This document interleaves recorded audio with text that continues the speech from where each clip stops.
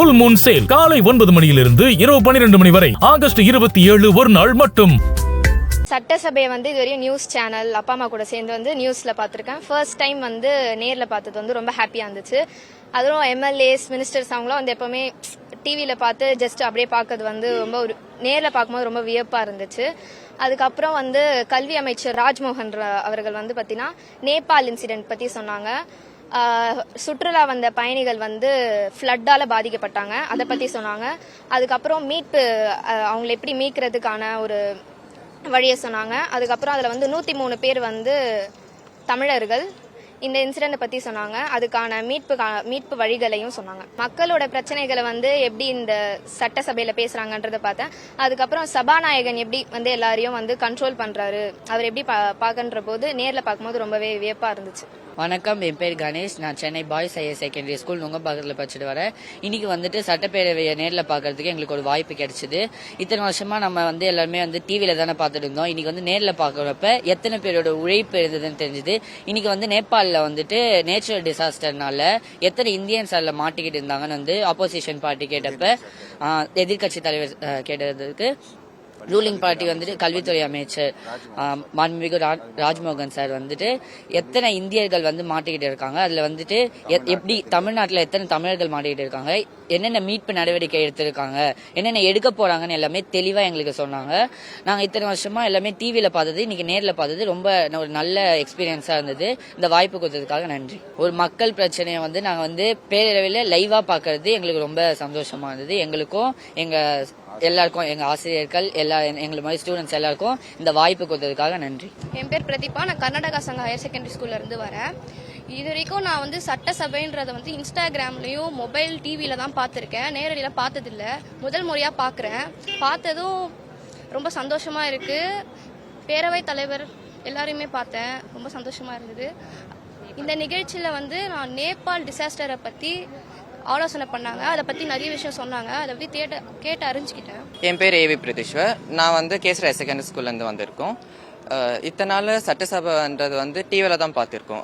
ஒரு நேரான எக்ஸ்பீரியன்ஸ் கிடைக்கல. ஆனா இன்னைக்கு நாங்க நேர்ல பார்த்தது ரொம்ப ஹாப்பி. அண்ட் எப்படி எல்லாம் பேசுறாங்கன்றது பார்க்கும்போது ரொம்ப சந்தோஷமா இருக்கு. Thank you for opportunity. இன்னைக்கு சட்டசபையில நேரா யார் யார் எப்படிலாம் பேசுறாங்க, எப்படிலாம் விவாதிக்கிறாங்க, அதெல்லாம் கிளியரா பார்த்தோம். சபாநாயகர் மற்றவங்களை எப்படி கண்ட்ரோல் பண்றாங்க, யார் யாருக்கு எப்படி பதில் சொல்றாங்க, அதெல்லாம் பார்த்தோம். இப்போ மக்கள் பிரச்சனை சட்டசபைக்கு வந்தா அது தீர்வாகும் அப்படின்ற எனக்கு ஒரு ஹோப் வந்திருக்கு. இந்த நிகழ்ச்சி, இந்த சட்டசபைக்கு எங்களுக்கு சான்ஸ் தந்த ஹெச்எம் சாருக்கும் டீச்சர்ஸ்க்கும் ரொம்ப தேங்க்ஸ். என் பேர் பிரபாவதி. கர்நாடகா சங்க ஹையர் செகண்டரி ஸ்கூல்ல டீச்சரா இருக்கேன். இன்னைக்கு எங்களுக்கு ஒரு பெரிய ஆப்பர்ச்சுனிட்டி கிடைச்சது, இந்த சட்டப்பேரவையை நேரில் பார்க்கலாம் அப்படின்னு. இப்போ நம்ம டிவியில பிள்ளைங்க எல்லாருமே சொல்லிட்டாங்க, டிவியில பார்த்ததை நேரில் பார்க்கறது ரொம்ப சந்தோஷமா இருக்கு அப்படின்னு எல்லாருமே சொன்னாங்க.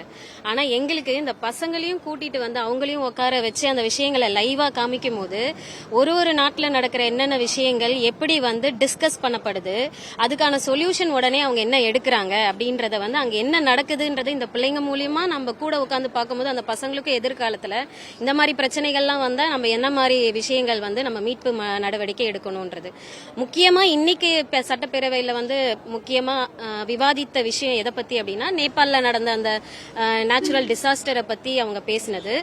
அதோட மீட்பு பணி என்ன பண்ணாங்க, 10 மாவட்டங்களிலிருந்து எத்தனை பேர் அதுக்கான முயற்சியை ஆரம்பிச்சாங்க, எவ்வளவு பேர் அங்க போயிருக்காங்க, எவ்வளவு பேர் காயப்படுத்தியிருக்காங்க, எவ்வளவு பேர் ரொம்ப இந்த கண்டிஷன்ல இருக்காங்க, எல்லாரையும் மீட்டுட்டோம், இதுக்கான இன்னும் நிறைய விஷயங்கள் பண்ணுவோம் அப்படின்ற விவாதிச்ச விஷயமும், அதே மாதிரி இன்னும் நிறைய விஷயங்கள் நம்ம மக்களோட விஷயங்களை சட்டப்பேரவையில இதே மாதிரி இன்னைக்கு நாங்க பார்த்தது ஒரு அரை மணி நேரமோ 3/4 மணி நேரமோ விஷயங்கள் தான். இதுலயே எங்களால இவ்வளவு விஷயங்கள் கத்துக்க முடியுது, இவ்வளவு நடக்குது அப்படின்னும் போது, அப்போ இது நாள் ஃபுல்லா இல்ல டெய்லி எவ்வளவு விஷயங்கள் அதுல டிஸ்கஸ் பண்ணப்படும், அதுக்கு எவ்வளவு விஷயங்கள் நமக்கு கண்டிப்பா நடக்கும், நம்ம நினைக்கிற விஷயங்கள் இனிமே ஃபியூச்சர்ல நடக்கும் அப்படின்னு நான் தெரிவிச்சுக்கிறேன். வாய்ப்பு அளித்த அனைவருக்கும் மிக்க நன்றி. இப்போ நம்ம ஸ்கூல்லயே சில விஷயங்கள் ஏதாவது ஒரு பிரச்சனை வந்தா ஒதுங்கி ஒதுங்கி போவாங்க. இப்போ அவங்களுக்குமே தெரியும் நம்ம மாதிரி என்ன மாதிரி நடவடிக்கை வந்து நம்மளே எடுக்கலாம். இது வந்து ஒருத்தங்க தான் வந்து ஒரு சொல்யூஷன் கொடுக்கணும்னு இல்லை, யார் வேணா பொதுமக்கள் அந்த விஷயத்த நடக்காமையும் பார்த்துக்கலாம், நடந்ததுக்கு உடனே நம்ம என்ன சொல்யூஷன் கொடுக்கலாம்னு பார்க்கலாம் அப்படின்றத பசங்க இனி கூட இருந்து கத்துக்கிட்டதை வந்து பார்க்குற எங்களுக்கு வந்து ஆசிரியர்களுக்கு வந்து ரொம்ப சந்தோஷமா இருந்தது.